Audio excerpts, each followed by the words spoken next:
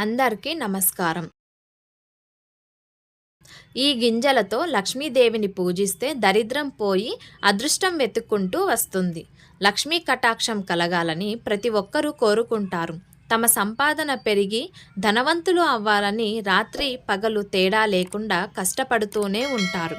అయితే ధనవంతులు కావాలంటే లక్ష్మీదేవి కటాక్షం తప్పకుండా ఉండాలి. ఇంట్లో లక్ష్మీదేవి తిరగాలి అంటే ఆమెని ప్రసన్నం చేసుకోవాలి. ఈరోజు మనం లక్ష్మీదేవికి ఇష్టమైన పూసల గురించి తెలుసుకుందాం. వీటితో అమ్మవారిని పూజిస్తే సంపద పెరుగుతుందని పండితులు చెబుతున్నారు. డబ్బు అందరికీ ముఖ్యమే. ఇప్పుడు ప్రపంచమంతా కూడా డబ్బుతోనే నడుస్తోంది.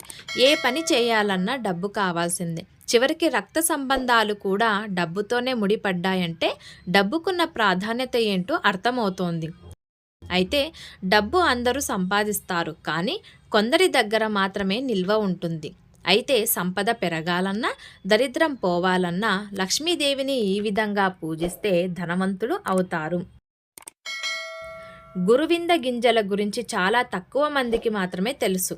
పైన ఎర్రటి ఎరుపు, కింద నల్లటి నలుపు రంగులు ఆకర్షణీయంగా ఉంటాయి. తీగజాతికి చెందినది.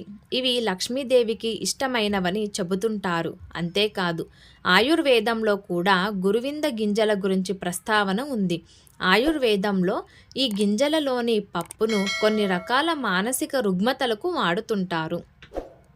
గురువింద గింజలతో లక్ష్మీదేవిని ప్రసన్నం చేసుకోవచ్చని చెబుతారు. వీటిని పూజల్లో వినియోగిస్తారని చాలామందికి తెలియదు.